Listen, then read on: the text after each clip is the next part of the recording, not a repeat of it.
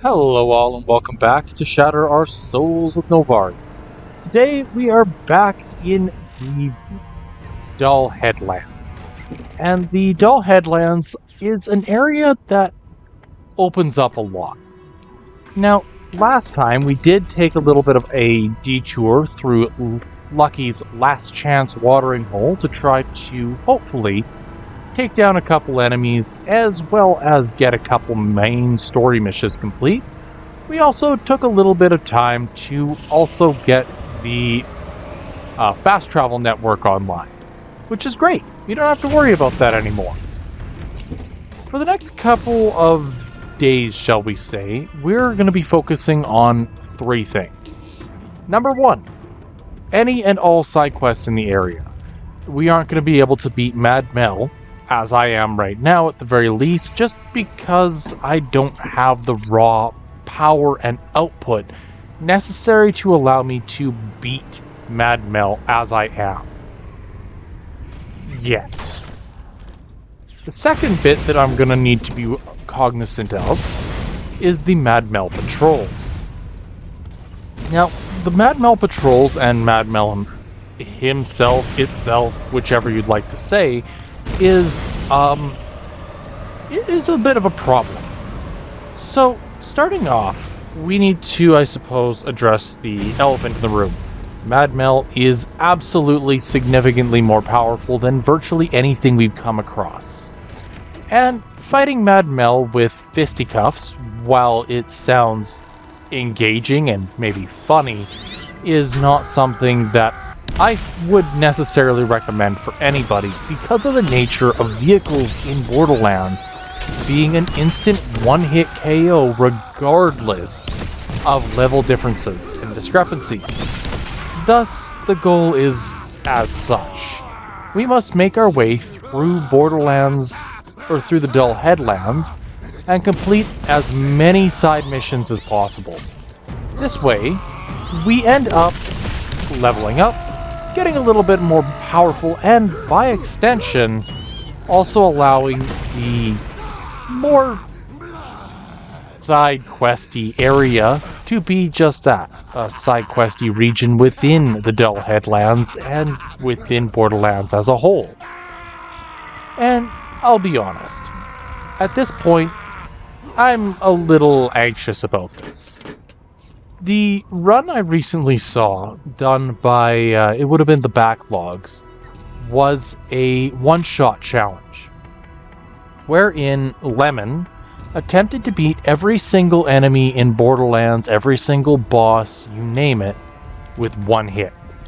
If the attack did not one-shot the enemy, congratulations, you reset the enemy's health, which effectively meant that a full-on reset every time an enemy was not defeated in a single strike. This is absurd, first and foremost.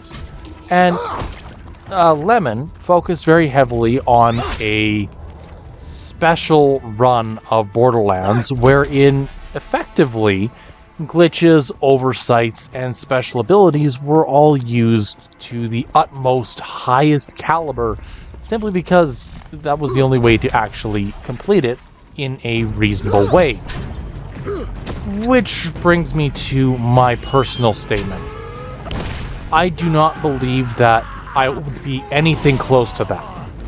But the bosses that really gave a lot of trouble were ones like Mad Mel and Minac, bosses that are incredibly oversized, overpowered, and don't necessarily have a easy weak point. So, why do I bring all this up? My answer is very simple. Because that's really what the rest of the run's major hurdles are going to look like. Yeah, we've proven that we can defeat a badass bruiser with nothing but our fists. We've proven that the Sithid are no threat to the pipe wrench, let alone the raw power that will be getting output by the special abilities. So at this point, what really is holding this run back from being a definitive, hey, we can do this, are three bosses. The first being, of course, Mad Mel. Second being none other than our dear friend Minak, and third being Crom. And if we want to go so far, we could also say fourth being the Destroyer. Regardless of which bosses you think are possible or not, the record stands very clear. This is going to be a absolutely messy, bludgeoning damage throughout. Now, while we're here, I want to talk a little bit about game feel.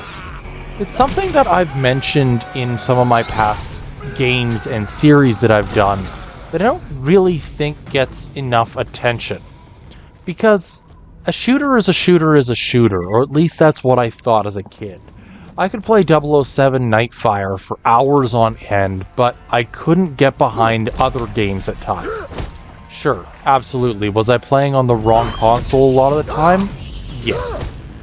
But the reality is that games like Call of Duty, games like Battlefield and Borderlands had vastly different appeals to them as a result of how the game feels. Now, to explain what I mean by it, it's pretty simple. Every game feels different depending on the type of player and what you're actually aiming on doing. I myself am very much a mess-around type of player.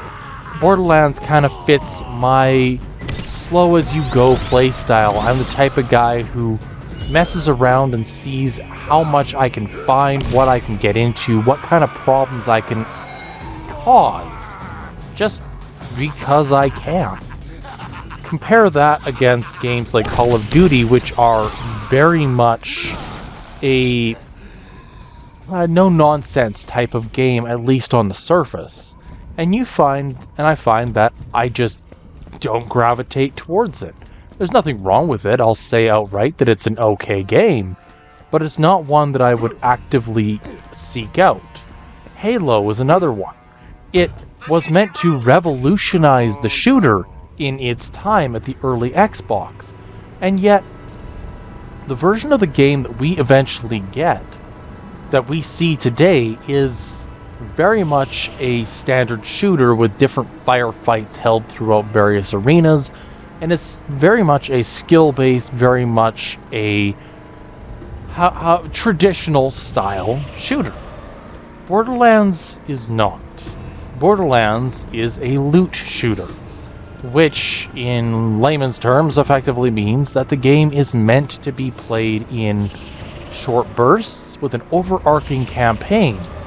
But what makes Borderlands stand out, especially compared to games like Call of Duty, Halo, 007, you name it, are the fact that Borderlands as a whole focuses in on zany ha-has, laughs, and really messing around with your perception of what is normal in the realm of Pandora. And that's good, in my mind.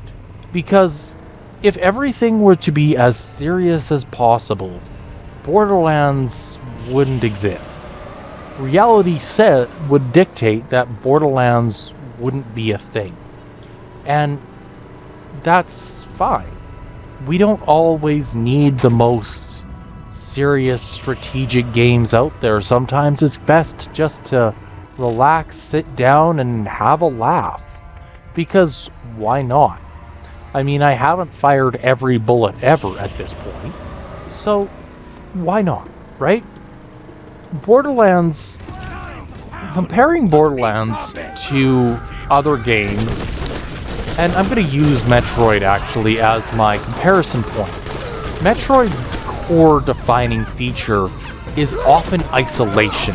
The feeling that somewhere, somehow, you are alone.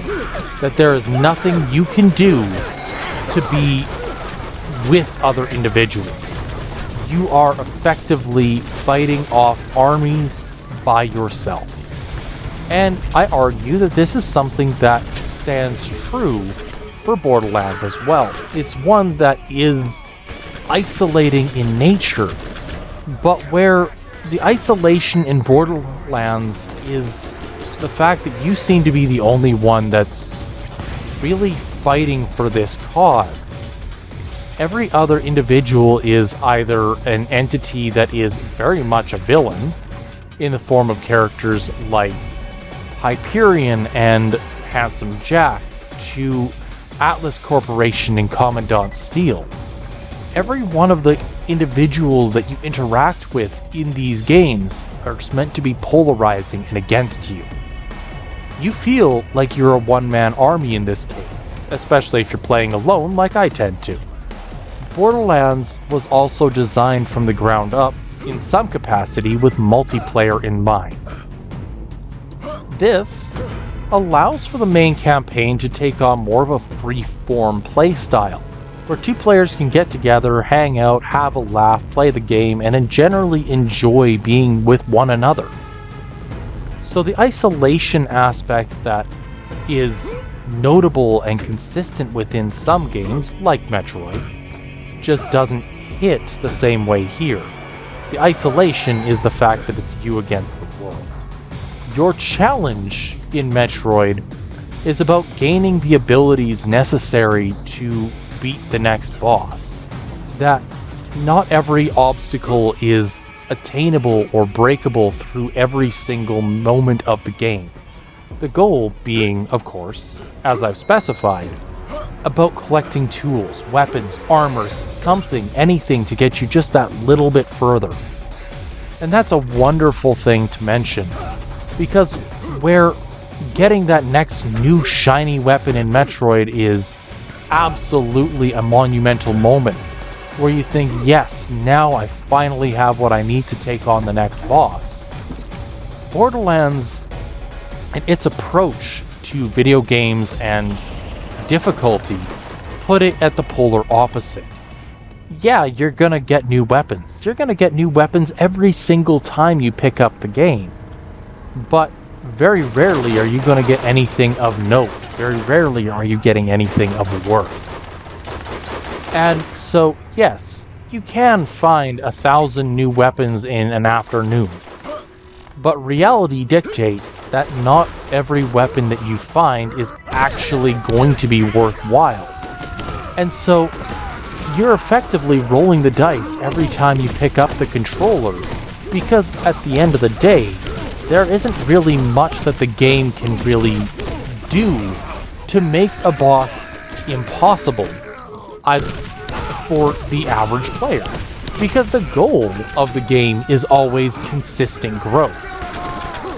You're not always going to have the perfect situation. You're not always going to have the perfect goal or perfect plan even.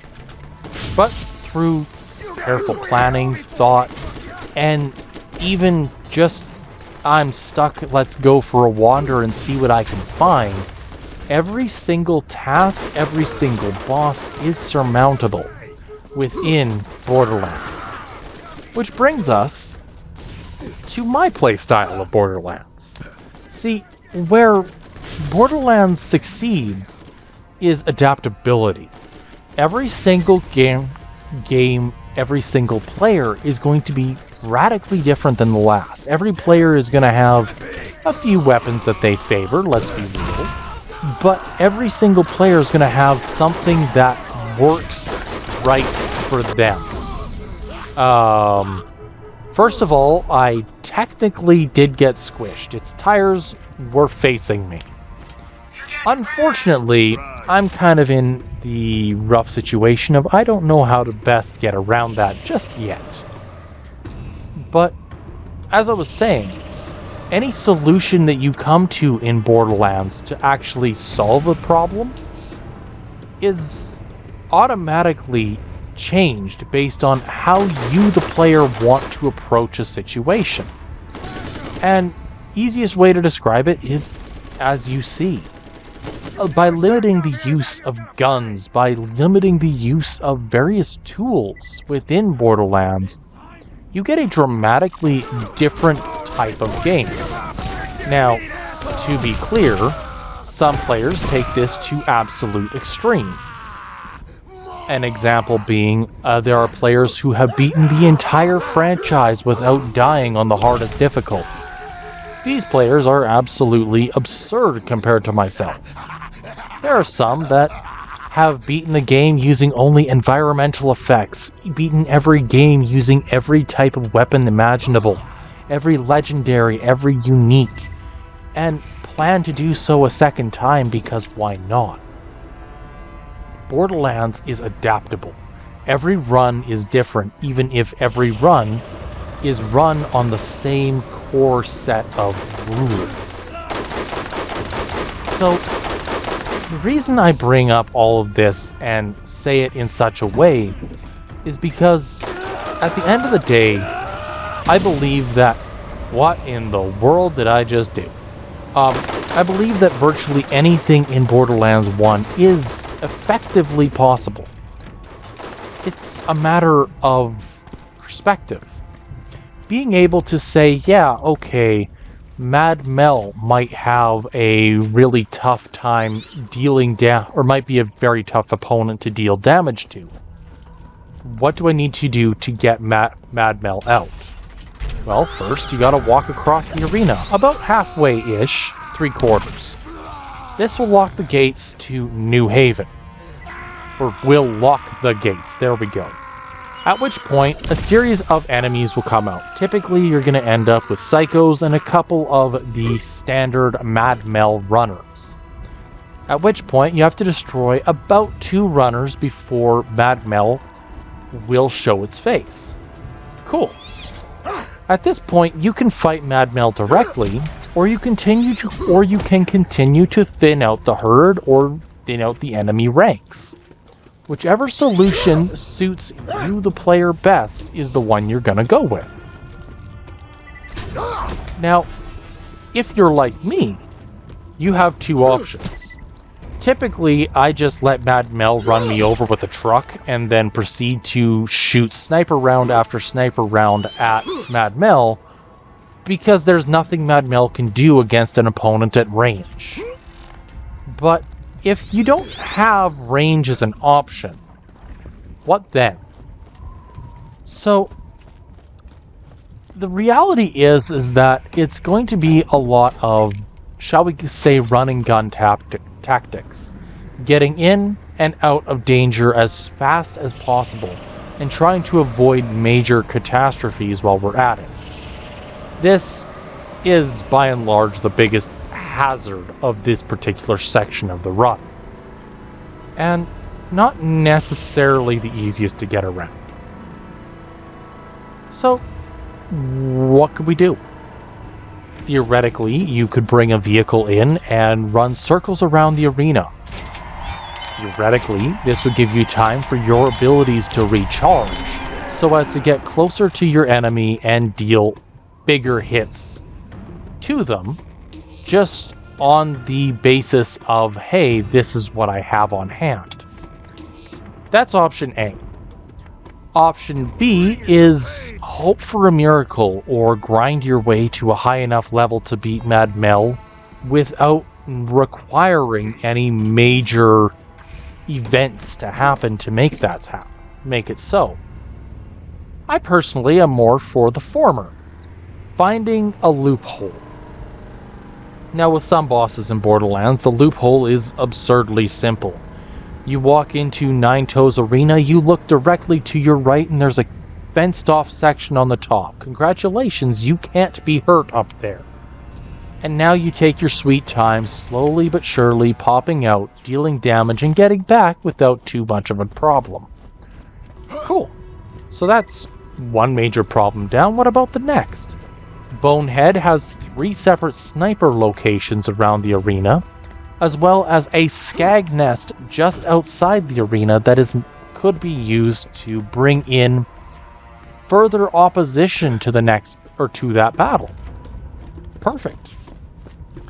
How about our dear friend, the Roid Rage Psycho? Well, Roid Rage is very much a offensive-minded individual. Close range suits him great, or just fine.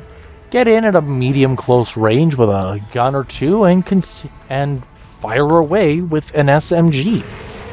These are all simple plans to otherwise potentially difficult enemies in potentially difficult arenas. Skagzilla here is more of the same.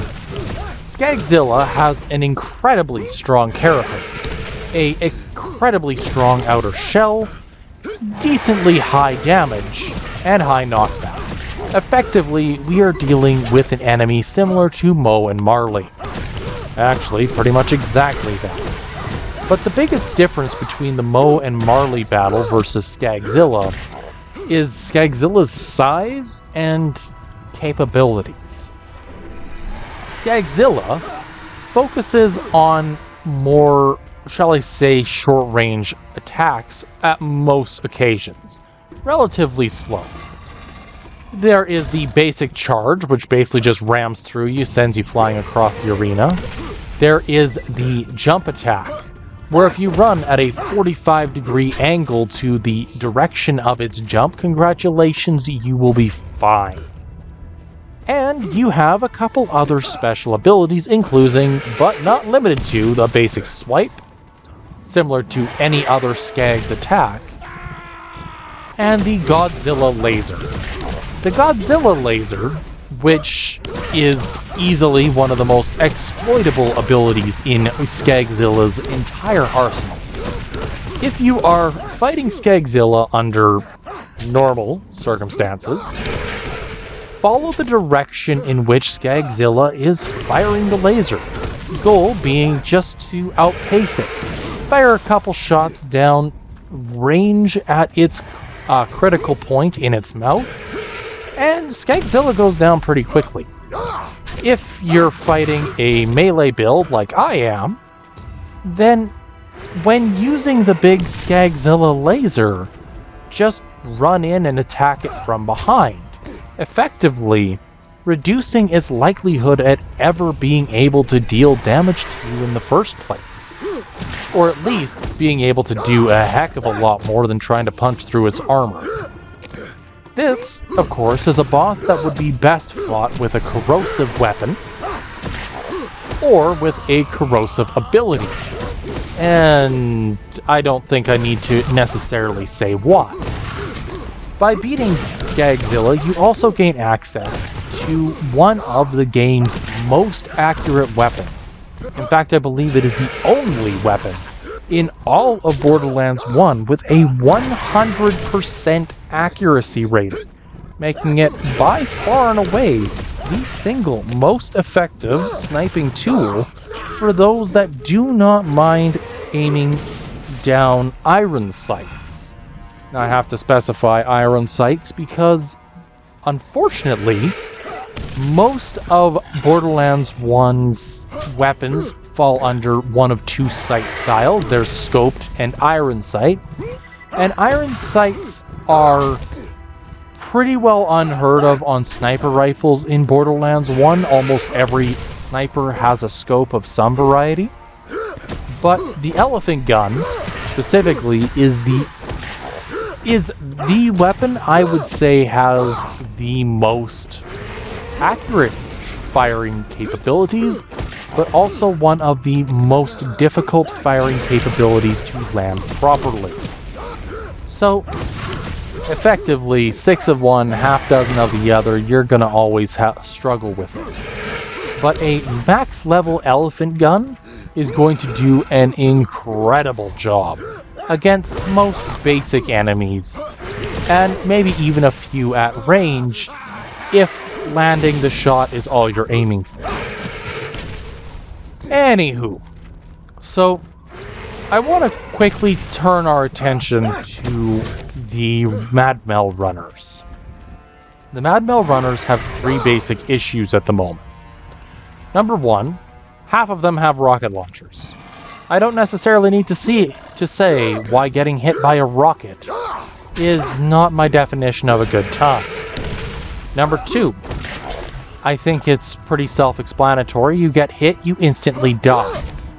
And number 3, there's a good possibility that if I go in guns blazing and start punching the ever-loving snot out of it, that it will not actually do the damage that I am intending for it to do to begin with. And it may just flip the truck and cause me to do damage to myself, effectively mitigating the entire point of my attempt destroying it. This is the biggest issue fighting against the Mad Mel runners and patrols within and around the Dull Headland. There's really no good options for facing off against these guys.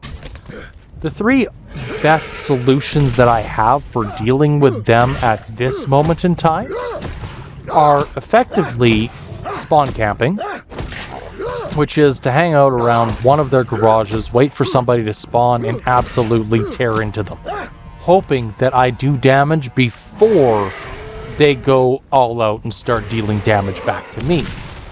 The second is just waiting for them to get in a bad spot. Typically, they'll end up getting caught on rocks or something of that nature in and around various locations throughout the arena, effectively allowing for safe passage and easier access to destroying those things once and for all. Third and final, I'm hoping that I just get lucky enough that they do not have a means of getting back to me, or if they do, their means are incredibly limited. Generally, while it is not a good idea for when you're running from crocodigators, zigzag. Most of the AI aims where you are, not where you will be. And you can use that to your advantage by allowing for the game to aim for location A when you're already at location C. At least that's my intent, that's my goal. Whether or not it works the way I intend is another completely different matter. Wow, this guy's got a lot of health. But all good things must come to an end, and he just made his final mistake. And with that, Skagzilla and 12,000 experience is in hand. You know, it's a shame. All these really nice looking weapons, all of these guns, and I can't use a single one of them. There's even some nice looking shockers in there. Oh well. Anywho, let's cash in the mission and see if we can defeat at least one patrol before the end of today. Now, I'm going to be honest. With this section being what it is and not wanting to overstay its welcome, the next video I put out is going to be a smash cut of every single runner destroyed and ridiculous circumstances that are brought about as a result, as well as probably fighting Mad Mel. Now, my goal in this is actually very simple. I just want this section to be done.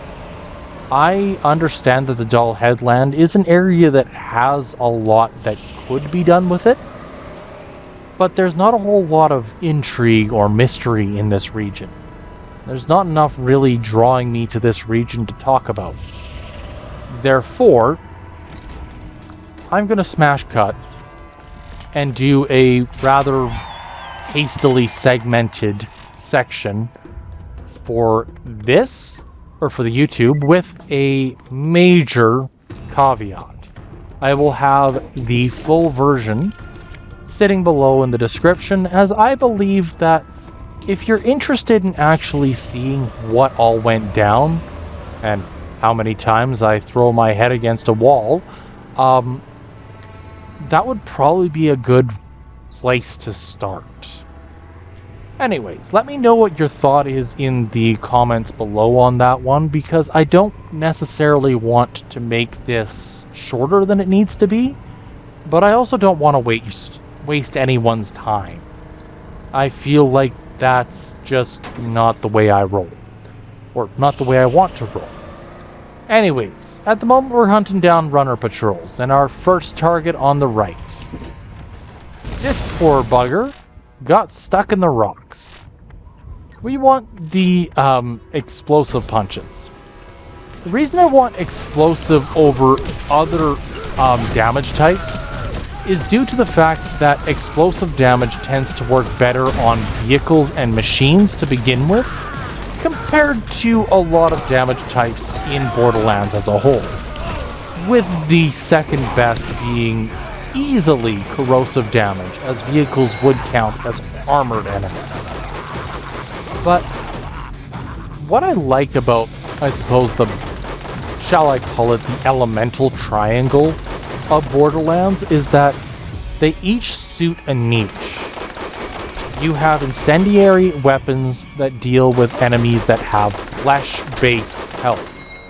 This would be any human, any monster, any creature that would effectively be a one-on-one battle with you. But its biggest issue is that there are two types of enemies that don't necessarily do well against it. Shielded enemies and enemies with incredible armor.